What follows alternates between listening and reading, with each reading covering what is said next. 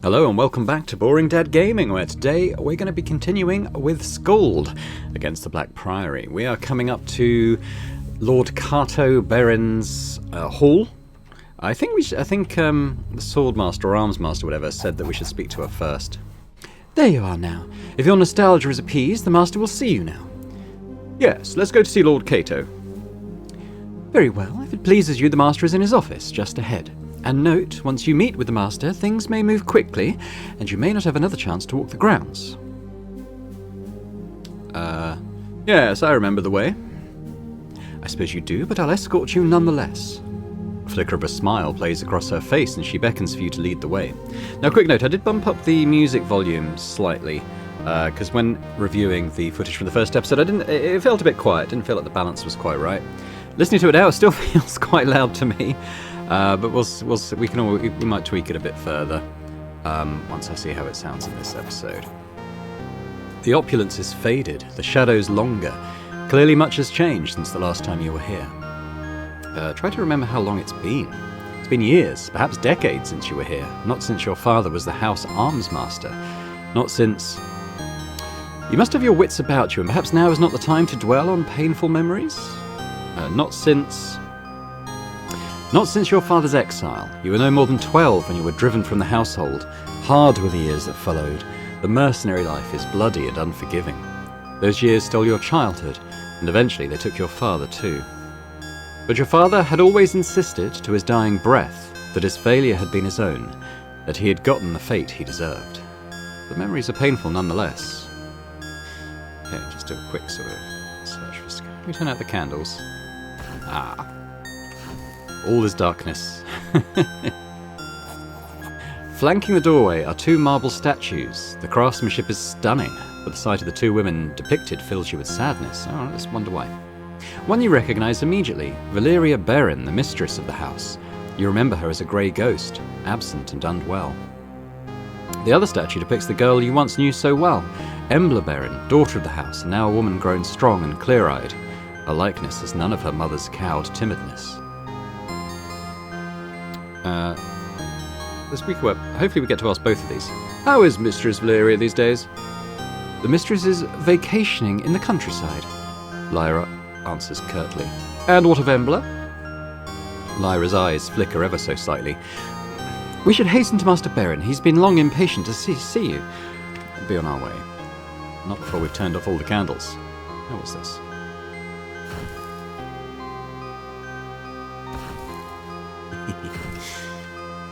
Irritating. Where are we? It's like a library. We got the bookshelf. Tome, summon vermin. Oh, okay, these look like spells. Yeah, I'll take those. What we got here? Yeah, alright, yeah, we'll take some spells. And I'm imagining that's what they are. Magic missile, blink, you know. We'll have a look at these in a minute after I've ransacked the entire place. They might be spell scrolls rather than stuff we can learn. There is a lot of them. Nothing in that one. Back to the world.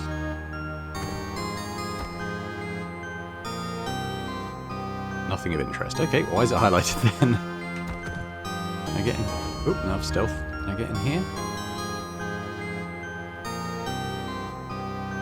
Okay, let's have a quick look at all that stuff I grabbed. Read to learn the spell, Touch of Condemnation.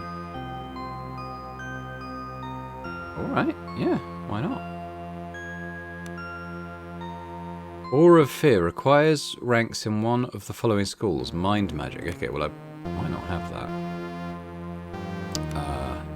Go to my feats. What have I got?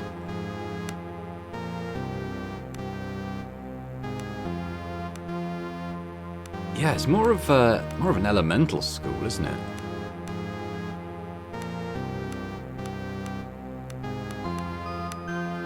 Yeah. Okay, well, I don't know if I could learn those. I mean, we could give it a go. So what if I do learn?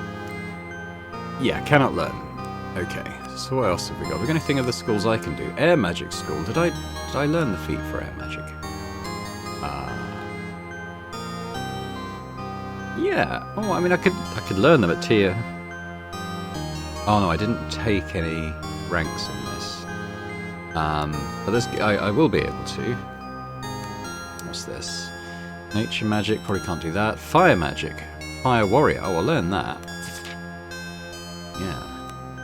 Nature magic, mind magic, spirit magic. Air magic will save. Spirit magic. Mark of illumination. Oh, that's the other one I didn't take, isn't it? Okay. Nature magic, earth magic, spirit. So some stuff there I can learn. That's quite good. So aura of flame. So AOE. Yes, this is around me. So it's not a distance spell, unfortunately. So I have to get up close to things to hit them up. It didn't matter so much with the rats because they wanted to get close to me anyway. In the aura target area. Flaming Fist targets any opponent or ally adjacent. So again, these are like zero range spells, which is a little interesting. Maybe I should take the air spell so I get magic missile and stuff. Targets the character, so fortified strength, lesser frenzy. So I can't, yeah, so it targets self, I can't cast that on someone else. A marker targets opponent or illuminated. Okay. Glows softly, emitting lighting. I just wonder why we want that. I imagine it's to make things easier to hit, maybe increase the hit chance against them. It doesn't say that, but that's kind of what I'm imagining. It might just be a light spell, just to like banish the darkness. Ooh, what's this? Lyra clears her throat behind you. Not that way, if you don't mind. The Master's office lies through here. She motions to the left. Do you mind if I look around a bit? Master Kato has summoned you, and I don't intend to keep him waiting. Besides, there is no need for you to disturb the servants in their tasks. I'll be as silent as the night. Lyra goes still for a fraction of a second, as if sensing something beyond just your perception. Then her eyes narrow, and a mischievous smile plays across her features. Through the dining hall lies the hearth. A beast lurks there. I wager you cannot make your way past the servants in the dining hall and sneak up on the beast without being noticed. My sneak's terrible, alright, fine. Well, on second thought. Lyra closes the hall doors to the dining hall. Let's not keep Master Kato waiting. The finality in her voice leaves no room for discussion. Alright, fine.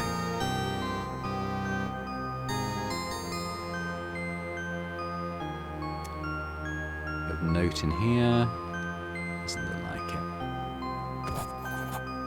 Kato Berin sits tall in a tasteful but modest reception room. He looks less imposing than you remember, and with a few more crow's feet. Nonetheless, he's lost none of his composure or air of casual authority. You take a seat across a formidable desk from him. His study, like the rest of the villa, is half lit, giving a morose cast to his opulence. The older man's face creases into a tired but genuine smile, which momentarily lifts some of the room's oppressive mood. It's a mercy to see you again, your own man and in your prime, Kato says, before a frown consumes his smile. It's just a shame our reunion is overshadowed by the fates of those we love. But perhaps together we can yet improve our collective circumstances. So, you know my father is dead? Kato leans forward, hands clasped beneath his chin. I shan't deny it. I was saddened to hear of his passing. Despite everything, I remember him fondly. You drove him to drink and mercenary work. Kato leans back again and his eyes go distant. He failed in his duties. For an arms master, there is no greater shame than a lapse of vigilance. He drove himself into exile. Lyra shifts slightly behind Kato. If he failed, then it was... maybe we should say... I'm going to say nothing. A pregnant pause. He failed her. Your father's exile was a sorrow to me, yet he could not remain in the household for Embla's sake. The loss of a mother is tragedy enough, without being reminded of it. Loss of a mother.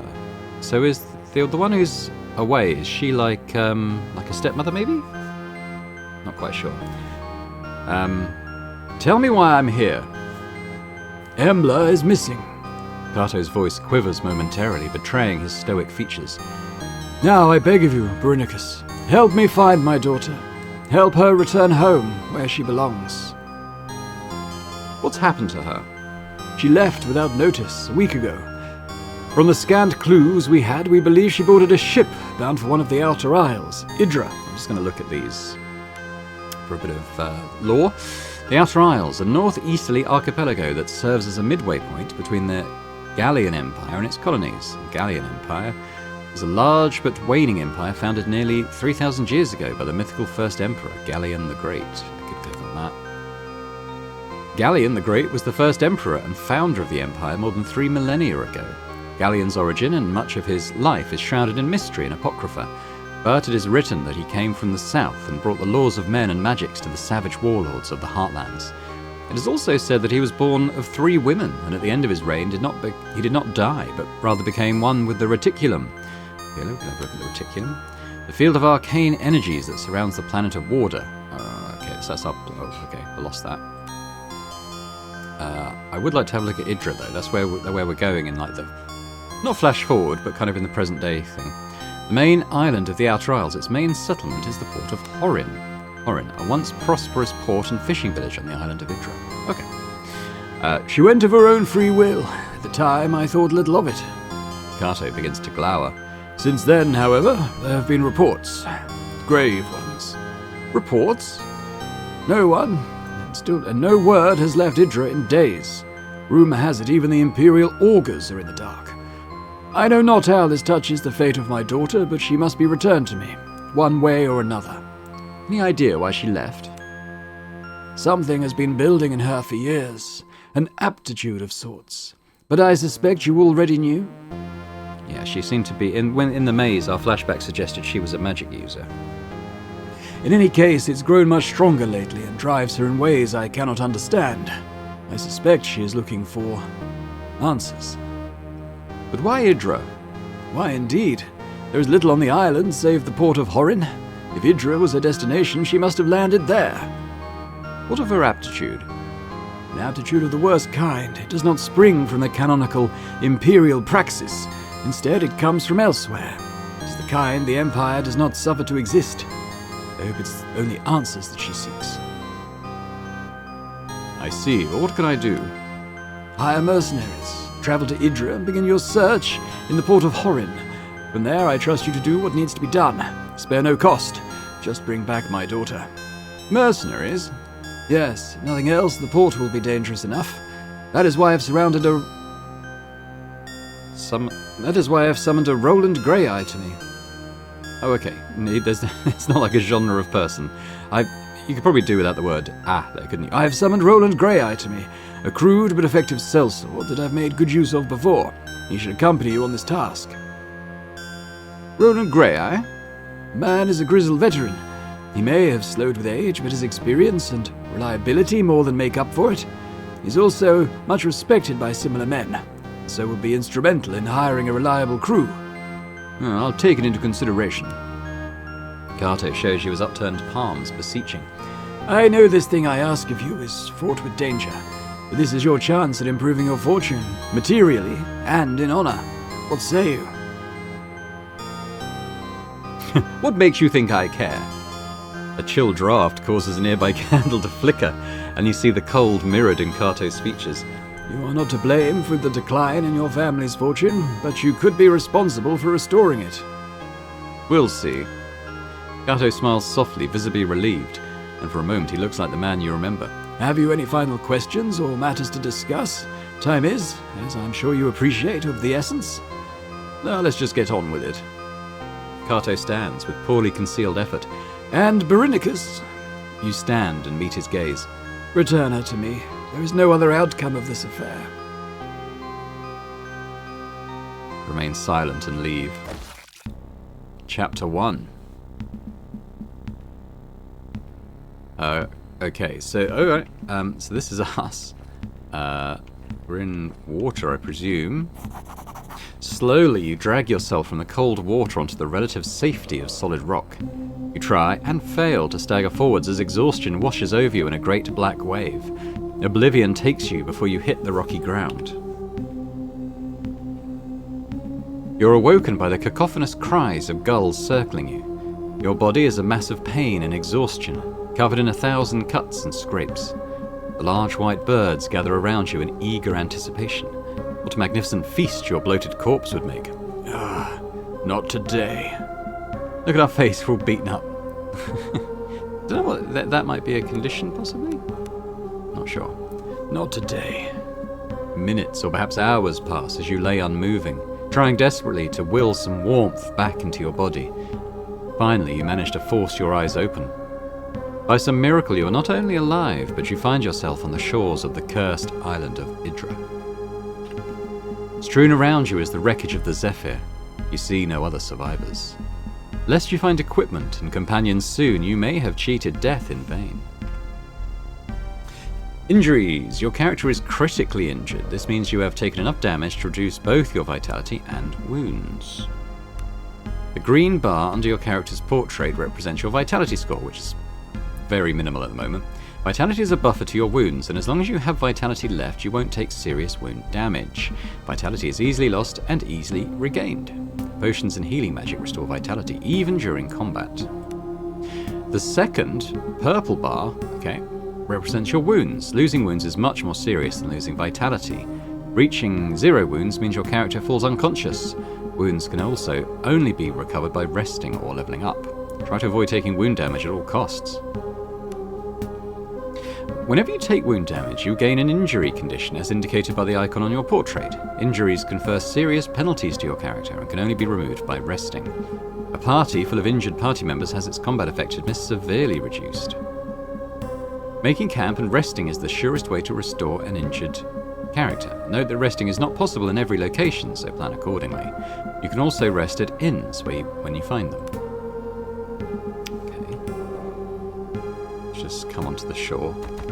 I've spotted something. What do we got? So that's some gold and an ornate game piece, huh? Maybe something to sell. But let's try resting then as we're injured. This is the camp screen. Use it to feed the party and select camp activities for the party members before resting. By default, the game always autosaves when you make camp. To recover fully from injuries, your party members must be well fed. Normally 10 points of food is required per party member to recover 100%. If less than the required amount is added, your party will only recover partially. Add food from your inventory by double-clicking it. Note that prepared meals add a lot more food per item than raw ingredients. You also need to select camp activities for your party members. These provide bonuses based on your character's skills. Okay, a rough camp. Oh, have I not got any food?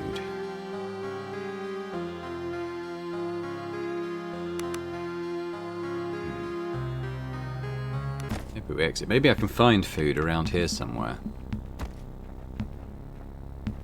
I haven't even got my cheese sandwich. So if I go in my inventory, have I literally got nothing? Yeah, basically, yeah.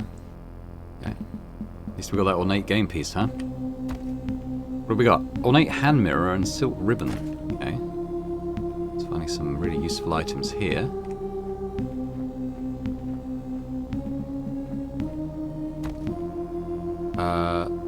Okay, little mana potions. Now how do I suppose we might go around this way.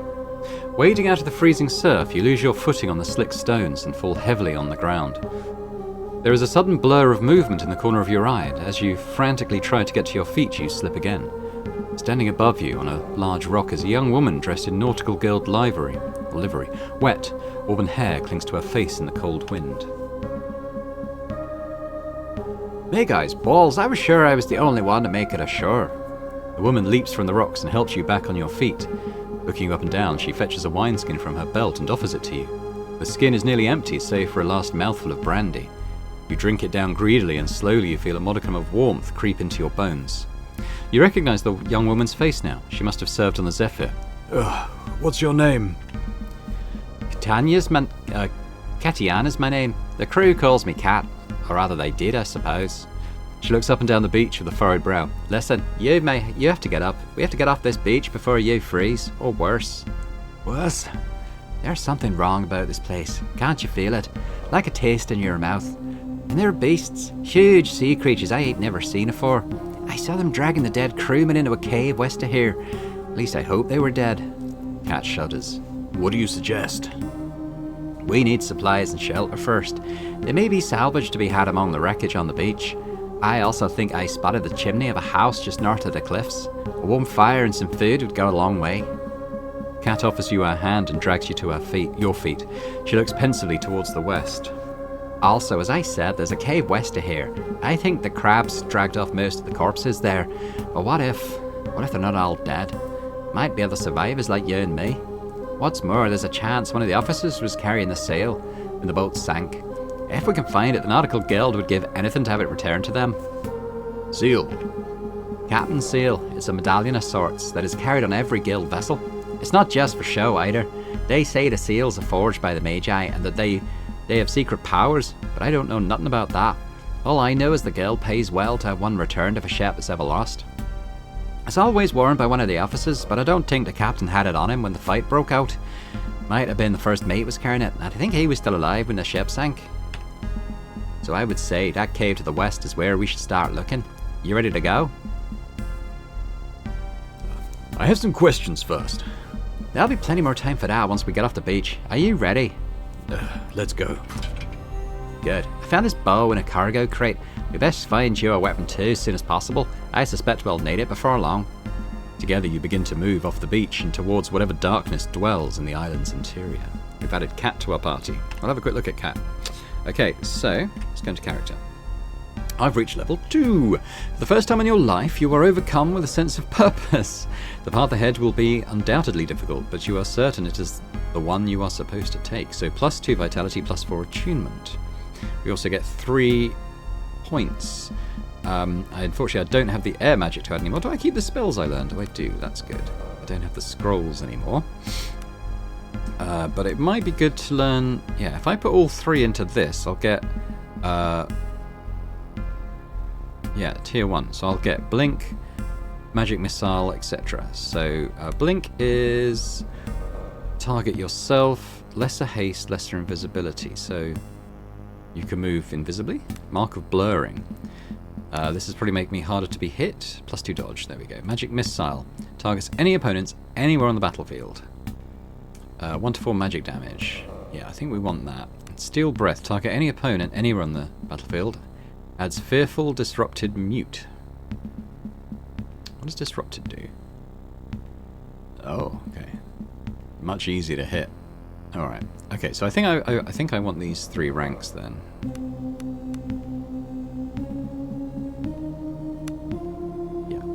So I definitely want Magic Missile.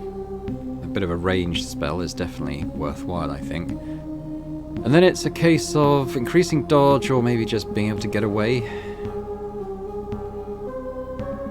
Let's take the extra dodge. Okay, I want to have a look at Kat though. Attributes. I didn't get the chance to increase any of these, so maybe you don't. Or maybe it only happens at certain milestones. But Kat, good agility, low intellect, medium strength, etc. So she seems like... does it actually say what her class is? Oh, Kat reaches level 2. She's a thief. Okay. +3 vitality. So she's just got 10 points. So Tradecraft. Backstabber, increased backstab damage. Can you do that on range? Not sure. What's this one? Light weapons initiative. Does her bow count as light weapon? It probably does. I give her the accuracy as well. Thievery.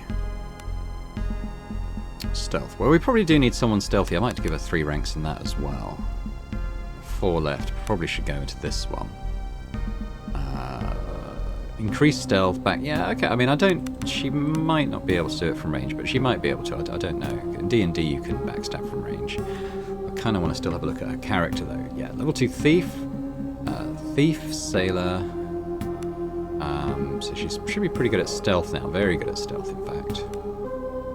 This is the party inventory. She's got a club, a bow. What is that? Bad arrows. Got lockpicks. What's this? I think it's just another stack of arrows. Not much for me, it should be said. We might want to lead with her if we come across anything that's going to require stealth, which it might. And I'm not injured anymore though. If you've not already done so, this might be a good time to level up. Yeah, white cross indicates level up, so that's fine. Just done that. A crude cutlass. It's in red. Maybe it means that no one can use it in the party currently. Yeah.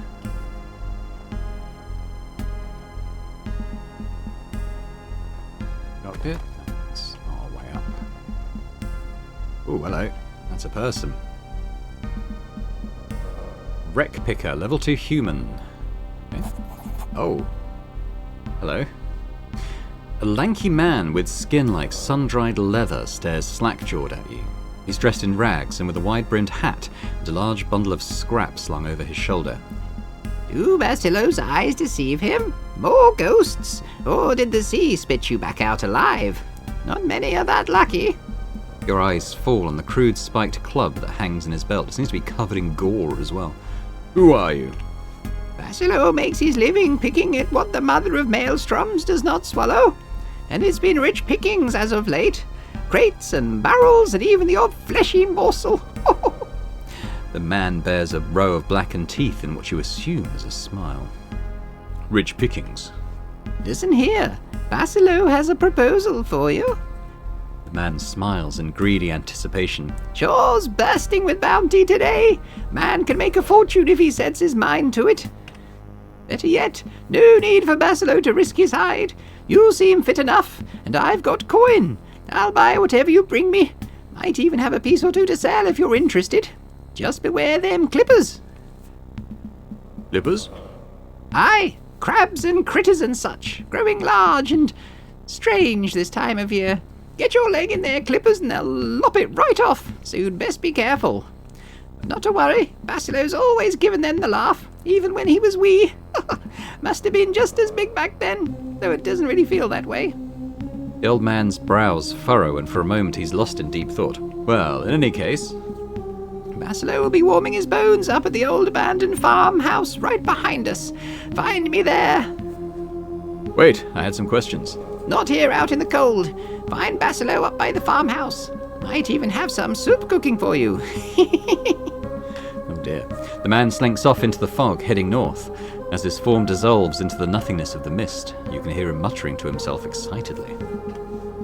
I'm sure he's completely trustworthy. Okay, what have we got? What's this? That'd be the old farmhouse. Can't get there. Is there something?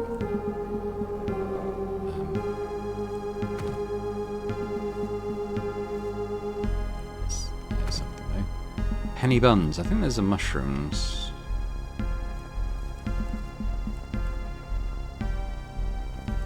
Stuff here too. I'm going to go back to I will go back to the farmhouse. It's just I noticed this stuff when I was looking down. You can climb down this wall. Cat must roll a 5 or above on athletics. I don't need to climb down. Is it just literally a route to get down there, like a shortcut? Or is there something there? I don't know. I don't necessarily want to go back down. A blood-curdling howl cuts through the fog. Whatever its source, it's not far away and it sounds dangerous. Move on. Okay, let's go back to the farmhouse. It'd be good to get the lay of the land from this guy, I think. Assuming he's not going to kill us and eat us. Pumpkin. We'll take all the pumpkins we can.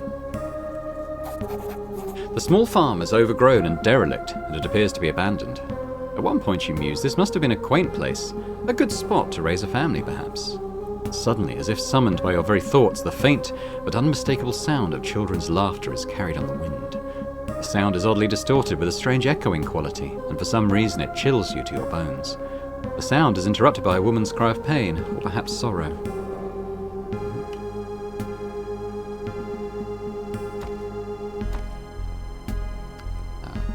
What do we get in here?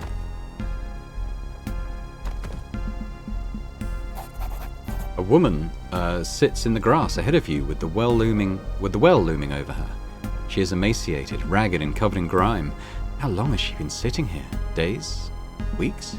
She rocks back and forth, almost catatonic. Then suddenly you hear it again. The clear sound of playful children's laughter rises from the well. The woman wails. Okay, That's all very well and good, but I'm going to see if I can come in here. There's something in there. I don't know how to get in. Oh well, let's steal these crops. Leeks and potatoes, carrots. I'll make a nice soup.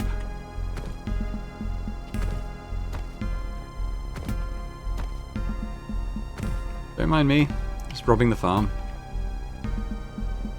We will talk to her. Okay, let's have a look in the well first, maybe. The well seems ordinary enough until you examine it more closely. A thin layer of slimy black mould seems to cling to its walls, and a heavy odour of filth rises from its depths. You could swear you heard something splash around in the shallow waters. A ladder has been placed in the well shaft, and you could easily descend if you wanted to. I'm going to leave first of all, though. Let's talk to the woman first.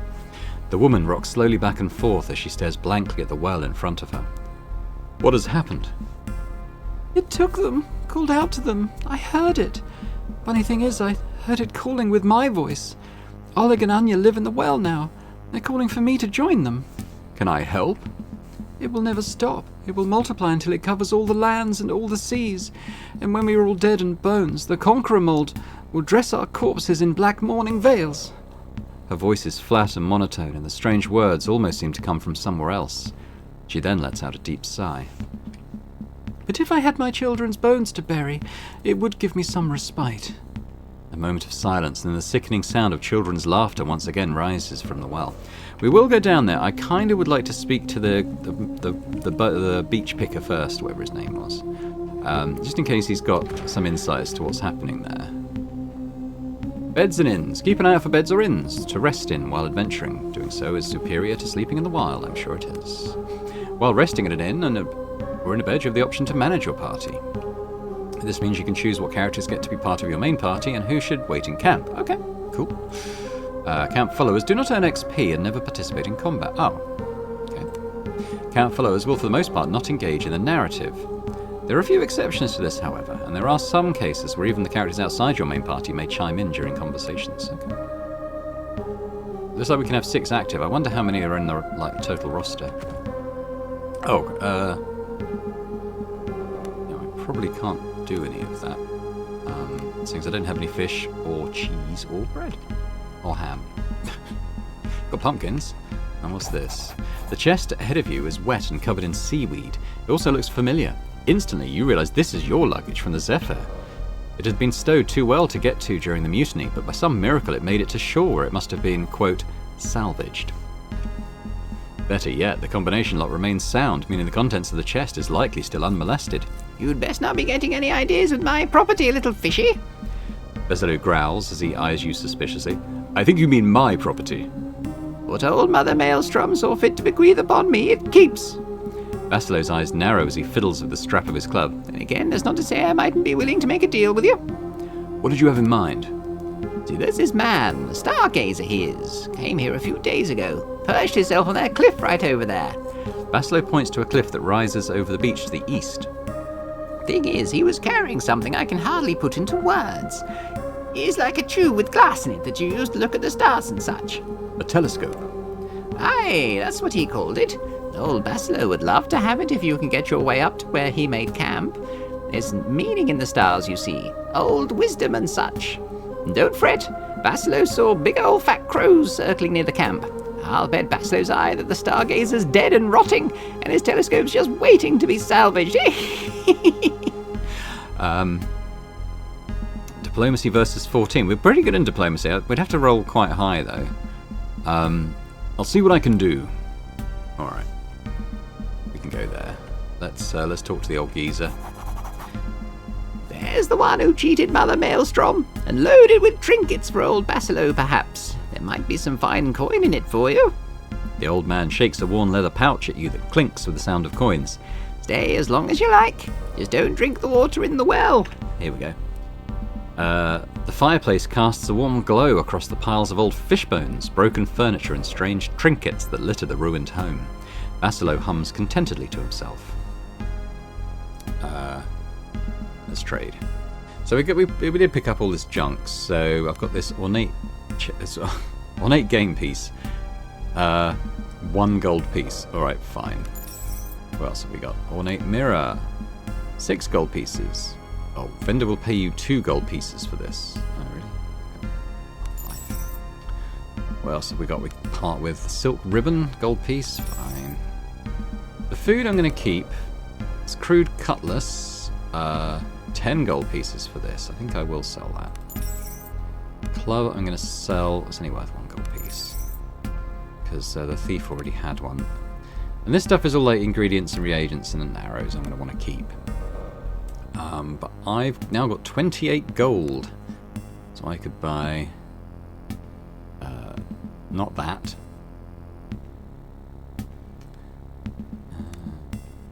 Why is it all accuracy -1? Is that just because I'm not very... Does it... oh, okay. Does it change when I look at it? No. Might be nice to have a short sword, though. Not sure I have a lot of mana for just, like... killing mobs. We probably need a lantern, though. I haven't got one yet. Yeah, okay, I'm gonna buy the lantern. Okay, fine. We'll leave it there for now. Now, let's still go with her, because I think it's probably worth being a bit stealthy. How do I get to the east? Like, are there ways through these walls? Doesn't look like it, does it? And I couldn't go up there, so there must be... maybe we can go behind the farmhouse and round, potentially. I guess the question is, we should probably... I'm going to save, though. I don't know if there's a quick save. I might have to look it up. But let's just save that for now. Just in case, because there's going to be something horrible down there, isn't there? Let's descend. Got our torch now. What's that? Infestation.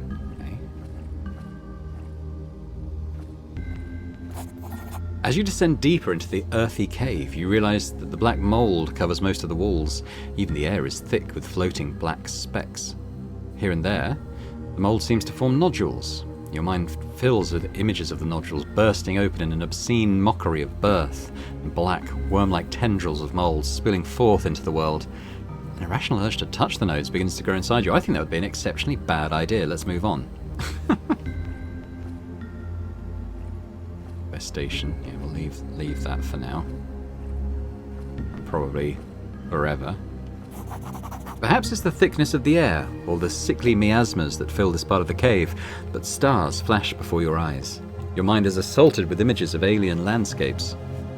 Cities? No, giant living structures, almost like the coral that the traders from the sea gates sometimes peddle, but large. So large it almost touches the sky. Then you see it. The structures themselves writhe with obscene life. Innumerable black worm-like tendrils of black mould cover them. They beckon you. Give in to them. Let them take hold. In the sky above you, something massive shifts. I think that would be a bad idea to give in, so we're going to carry on. Let's not give in to the cosmic horror just yet. You feel as if you're dragged under and into the crushing blackness to unfathomable depths. Stars flash before your eyes again, and you once more see the impossible landscapes. Cyclopean edifices of writhing black shapes. It's a good Lovecraft word, Cyclopean. He uses it a lot. An age of worms. You understand now. This is not some alien dreamscape. This is Warder. This is home. And you are a high priest, the god regent of a perfect world. Now it is time. The sky sunders, seven eyes see, it comes to yourself, it comes, give yourself to it. Willpower versus 6. I wish you could switch to your character, because, like, I kind of on her for the stealth, but I think my willpower is probably a lot better. Well, she's only got to roll 4 or above on that die, so I suppose that's okay. Yeah, she smashed it. Gathering all your willpower, you wrest back control of your faculties and forge ahead. On the wall ahead you spot it, a festering ganglion of black ichor with 2 small human skulls leering from it.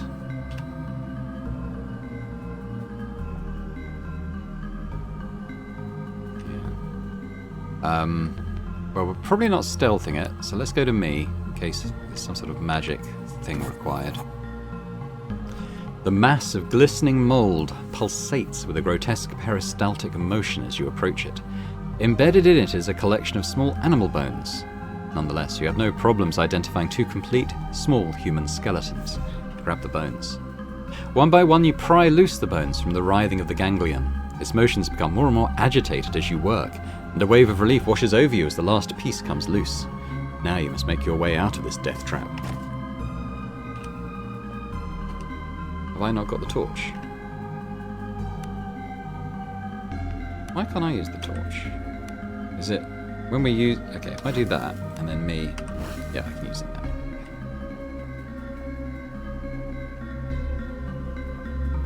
I wonder if there will be combat before we leave here. It's not going to just let us leave peacefully, is it? The two diminutive shapes materialize as if from the very walls themselves.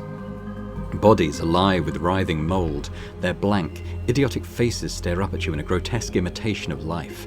Your blood runs cold as organs that should never shape human voices spill from forth the sound of children laughing. A loud shriek escapes from the horrors, and in a maelstrom of writhing blackness, the two pathetic creatures reshape into lean forms that tower over you. They do not intend to let you leave. Kind of wish we'd had a cat there, because it's an athletics check, which I'm not very good at. I'm going to have to roll a 9 on 2d6. That's not it. Failure. You have been found wanting. You attempt to slip past the monstrosities, but they have you boxed in. The only way out is now through them. Ooh. Hey, what have we got? Mold Child. Level 2 Resolute Beast. Abomination. They're immune to disease, panic, poison, sleep. It's not what sublime damage is. Okay, so... I mean, positioning myself just... Am I kind of the melee one here? That's a shame. We should probably try and focus one down. Which one goes first? This one. Yeah, I mean, it's a very enclosed space. I'm not sure it matters. Cat.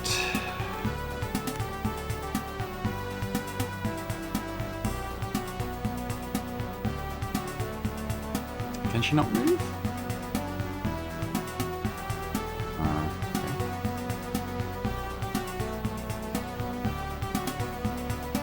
Well, there is a combat log.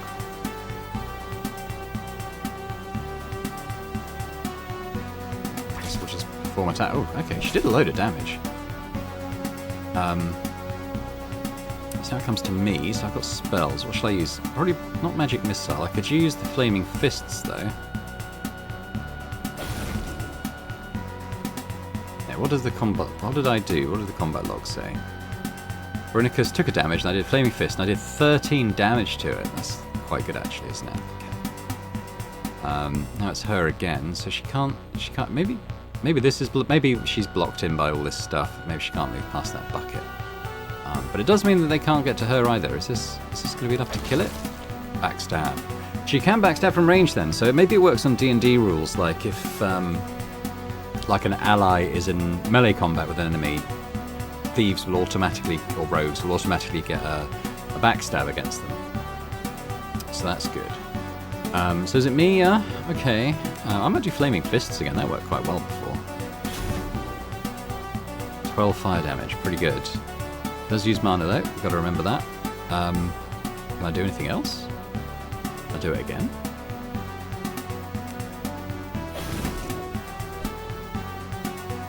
Yeah, I think it missed me. So was it Cat's turn now? Yeah, we'll just maybe finish it off. Nice, well that went pretty well. What have we got? Rot mold. Okay, well we should probably head back then. The skeletal figure of Marita sits in front of the well, rocking silently back and forth. I have your children's bones. Marita looks up at you and blinks as if waking from a dream. Without a word, she gingerly takes the small bundle of bones in her arms, as if it was a swaddled infant. She cradles it for a moment, and then looks up at you with grateful eyes. She gently strokes your cheek once, and then turns and wanders into the fog. You've set her free. Falling to your knees, you retch violently. If it is from the Conqueror mold or the emotional moment, you can't quite tell. Kneeling in the grass, you notice a satchel lying where Marita was kneeling. You get a feeling it was left there for you. Slowly, you regain your composure and get to your feet. Shambling away from the well, you suddenly stiffen. Did you just hear something? A child's voice, perhaps? Or was it just the wind? So did I get the... Oh, backpack, there we go. So we got a gold ring, a cookbook, okay. Cure disease. We didn't actually get disease, so we should be okay. Now what does this little plus mean? Oh, I've got level 3. Oh, nice. Every step forward is worth celebrating, no matter how small. Keep going, and soon the path behind you will be longer than the path ahead. So 3 points to distribute. Remind me what this tree is. Light weapon finesse. I'm probably not going to go down there. I don't really want to put points into weapons.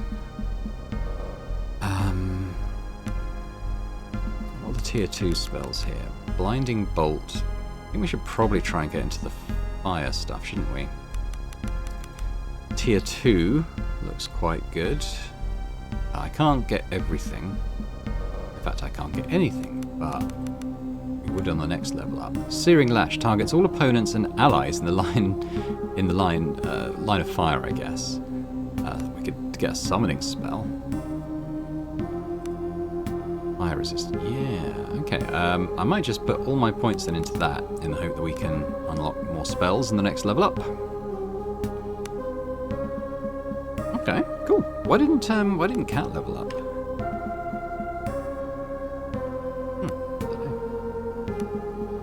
Leveling at a slightly different rate.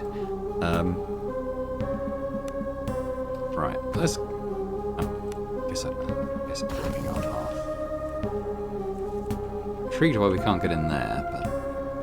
I think we go round the farmhouse, and we'll try and get to that telescope you mentioned.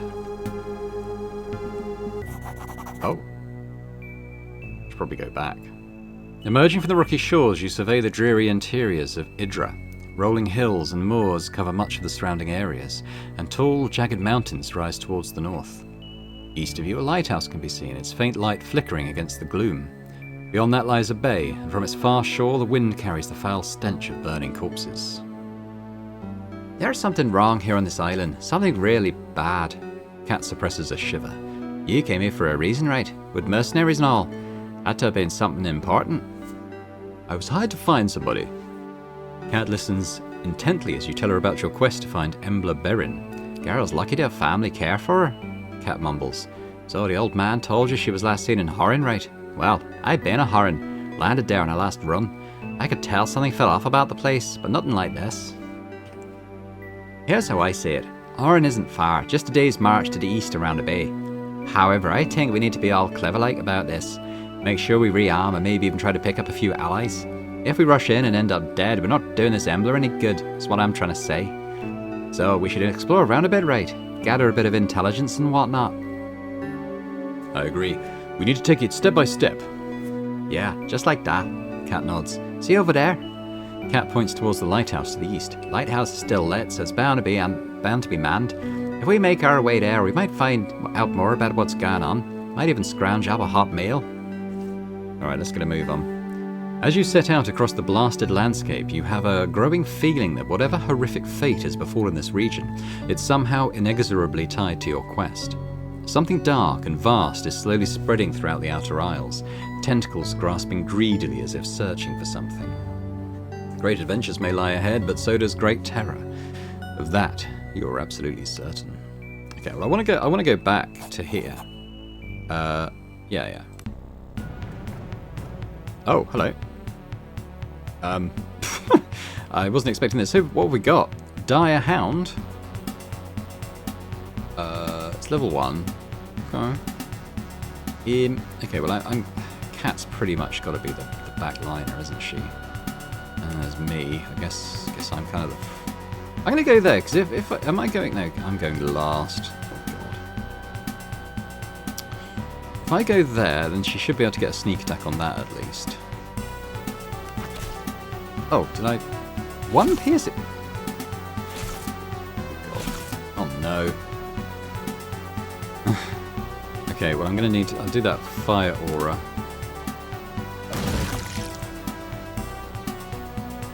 Did it do anything to these? Oh, I can do another one, I think. Probably should. Yeah, I took bad damage there, though. Hound ear, okay. Where am I? Well, there's the telescope, alright. Okay. How do I get to there? What's that? God, it's more of those... It's a sleeping hound. By the look of it. I want to get up there, but... Oh, can I? There are handholds there. Probably to get back down. Okay, well, I didn't end up where I thought I would. Oh, there's the farmhouse. Oh, actually, okay. Alright, fine. I'm sure he said the cliffs were with the telescope were to the east. Oh, God. This... Oh, okay, is it just... Oh, there's two of those. Tell you what, I am... yeah, I think we might need Cat to take a more active role in the battle this time. I'll use my magic missiles. Oh. Well, no, I might need to take a mana potion. Can I then... How much did I... 7 damage, that's not bad. And do another one. Oh, nice. Okay, can she target that one? Can I do another one? How much? 7. It's a pretty good spell, that. I'll do another one. Yeah. Don't mess with me, boyo. Okay, we'll do all that. Yes, okay, so you get into combat quite easily. We probably could have sneaked that. I didn't even try. I am in bad shape, though, so... I haven't taken any serious wounds, I don't think, but we can maybe try a rest. So, what could we eat? We could... Food value 1, 1, 1. They're all food value 1. I might chuck in a bunch of carrots. Did it say 10 per person? So we need like 20 worth. In fact, it says that at the top. Have I even got 20 food items?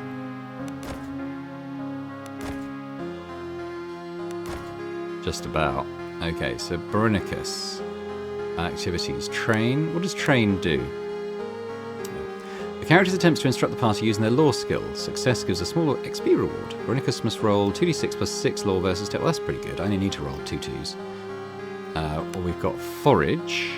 Survival. Get some extra food. Fletch. Probably not my skills. Entertain. Probably... Well, I say that, but I'm pretty good at that. Lift their spirits. Motivated condition. I think I just like train, I think. Yeah, and what Cat does... She might be better at foraging? Not really. Fletching, not really that either. Does she do anything?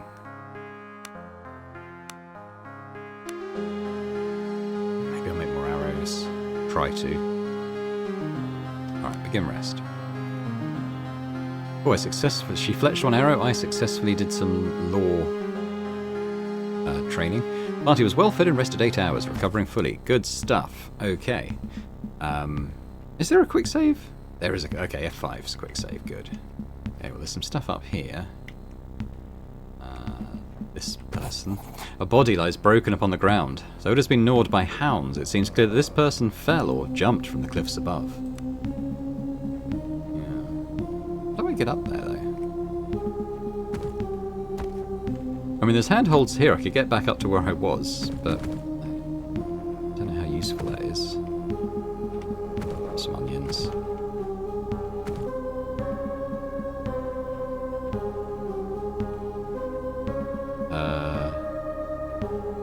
Okay, maybe we can go... Because that's where I started, but there's stuff around there. Maybe I should... That's probably leads to the cave to the west that she mentioned. But it might be possible to get around on top of the cliff that way too. Actually, this the shortcut comes in. I've got to roll a 7. Let's leave, because I think Cat would probably be better at that. She's got to roll a 5. Smashed it. I'm going to go with... let me just put my torch down. I'm going to go with Cat, because it might be good to sneak if required. Okay,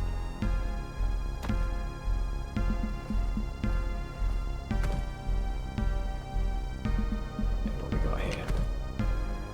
Gold... checkered tunic. What's the tunic do? She's put it on. Oh, yes, probably the... No, it's the same type of armor that she's wearing. It doesn't provide any protection, though. Make mirror, glass bead, more stuff to sell to the hermit guy.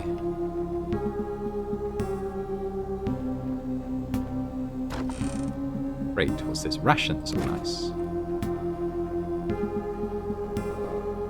Okay, there's some handholds to get up, that's good. Is that deep water around there? I'm not entirely sure, but she's got a roll of 7, so it's a tougher check. Smashed it again. So there's birds' nests, I guess this is? Eggs, yeah. Still can't sort of get up that way, so let's keep moving around for now. We could get up there, though. Let's just have a little look around here. Oh, hello. The stench of rotting flesh fills your nostrils. Ahead of you, grotesquely misshapen crustacean horrors feast greedily upon the corpses of the dead crew of the Zephyr. Blasted horrors! Cat spits through gritted teeth. What matter of force has spawned these creatures? Oh, they're down there. Okay, well, we're up here for now, so well, that's okay. Yeah, we're not in danger of being discovered because we're on top of the cliff.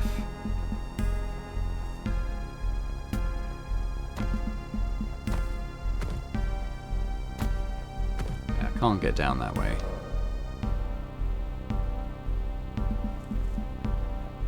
Well, I think we go this way first. She needs to roll a 9. Oh, is that because it's me leading? Okay, no, switch back to Cat. 7 or above. Smashed it. Ooh, there's another cave here. There's someone up there as well. Who's that? Jan. Or Jan, a Zephyr survivor. Okay. There's loads more to do in this area than I did before I mean, I didn't realise I was leaving when I went up there, to be fair. I thought I was still exploring this area. I'm not going to go in the cave just yet. I think if we go to the right, that might take us towards where we want to be with the telescope. Rather looks like it. Take that. So we got ration. It's got a journal, some brandy. Okay. Take some rope. And a telescope. A finely wrought telescope used for astronomical observations. Its lenses are no doubt the product of some of the Empire's finest hyalomancers and allow stars to be observed even in full daylight. And a hyalomancer, as we all know, are imperial magi specializing in the crafting of glass. Examine the seas. You look out upon the churning grey roil that surrounds the windswept shores of Idra. Far out there among the great waves and beating winds, you swear you momentarily see a great glistening shape shifting just beneath the surface. Whatever madness has befallen this island, you are certainly safer here than on any ship out there. Let's keep using the telescope. Let's look at the sky. You point the telescope skywards, and after a few moments of searching, you find a gap where the stormy skies have parted just enough to allow you to examine the stars in their firmament. Switch to me. Okay, examine more closely. Yeah, let's leave. Switch to me quickly. Let's examine the skies in general. We'll do my law skill. Oh, a law skill of 5 or higher is required to succeed. Success! Baronicus has a law score of 6, so that's just like a static skill check. Oh yes, it even says static test. A moment of confusion washes over you as you find yourself utterly disoriented. In a sky you should know as well as the back of your hand, somehow the stars you see are utterly alien to you. The realization leaves you chilled to your bones. Instinctively you look away from the strange stellar vista. Look back at the sky? Training the telescope on the southeastern quadrant of the sky, your eyes are immediately drawn to what appears to be something akin to a small reddish cluster of stars. Though at first the tiny speck is hardly noticeable, it seems to grow larger as you regard it. At once you're struck with the terrible realization that as you're watching it, it is gazing back. Okay, let's look away. As you feel the tendrils of something utterly alien grasping at your consciousness, you tear yourself away from the telescope in panic. You turn away from the accursed apparatus and decide to never again use it. We are going to take it though. There we go. Now I'm tempted to go back to the Hermit because we can get our chest and there might be some good equipment there for us. Oh, hang on. Leave. Let's get a cat. Why have I got an What's the... I'm fearful. -2 melee to hit, and -2 willpower, I'm afraid. Roll a successful willpower saving throw versus DC at the end of each turn to remove. Okay. I wonder if turns happen as we explore. Hopefully they do. Alright, let's descend. Success.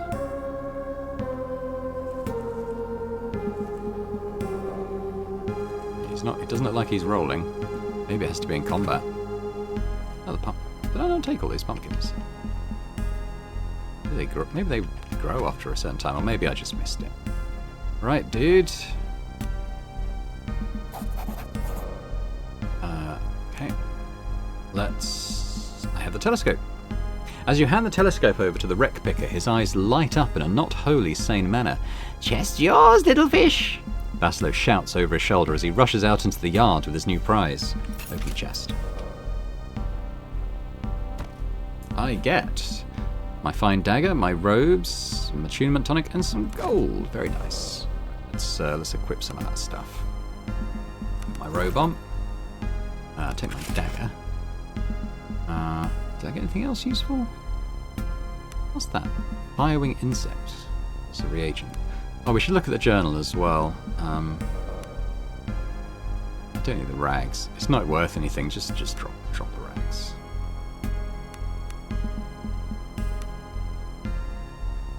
Hand axe is worth something. I'm gonna go back here. I think that was all. Got one hunting arrow. That's the one she made, I think. Maybe she's going to make better arrows than we lost. Oh yeah, let's have a look at the cookbook. Oh, vegetable soup. We should have read this. Potatoes, carrots, leeks. All of the above can be found growing in our field. Farmer's omelette, eggs, potatoes, onions. Is that it? That's some good. Oh, we should have read that first. I just forgot about it. All right, let's read the astronomer's journal. The journal contains a large amount of tabulated data that appears to be astrological in nature, interspersed with notes. The final entries appear to have been made only days before your arrival. Observe strange dancing lights in the sky, not unlike those sailors to the far south described near polar regions, yet somehow different. Colours indescribable, mesmerizing. For a fleeting moment I even thought I heard a sound, somewhere between a deep wail and singing. Could not perform observations tonight. Charts or instruments are off, and I cannot make sense of the sky. There are bodies there, bodies that are alien to me. It must be some form of comet storm or some other extraordinary astronomical event that has not been predicted in the imperial charts. They are wrong. I have done the calculations over and over, and I come to the same conclusion. The stars are wrong in so many ways. As I observed in an alien cluster in the southeastern quadrant, I think that's what we saw, it dawned on me with absolute certainty, I am not watching them. They are watching me. I dread to look again, yet I feel compelled to do so. They beckon me. I am certain that if I look again into that dreadful cluster in the southeastern quadrant, I shall be undone. Yet there are answers there, deeper and more profound than any mortal mind can comprehend. I believe I shall look again. I must. And apparently after making that entry, he took a tumble off the cliff. Right. Quick time check on the video. I think that's probably a good place to kind of leave it for now. When we come back next time, we'll talk to this guy and see what the outcome of this whole thing is. But I think we're going to go to that cave where those big lobster men were and see if we can rescue anyone there. There's also that other cave on the cliff I didn't go in. I mean, they might be connected inside, potentially. But we're certainly going to look in both. But I'm going to say thanks very much for watching. I hope you've enjoyed this episode of Skald against the Black Priory. I'm enjoying it. I really like this game just from the demo, and I'm very much enjoying finally getting to play the full version. Hopefully you are enjoying watching it. If you are, if you could hit that thumbs up button, that would be greatly appreciated, as would be leaving me a comment. Let me know what you think about the game so far, the systems at play, what you think of the graphics. I mean, they're done for style, a particular style, and they work for me. Let me know your thoughts though, and if you're watching this and haven't yet subscribed to the channel, it would be amazing if you could do so. So thanks very much, and I hope to see you next time. Bye for now.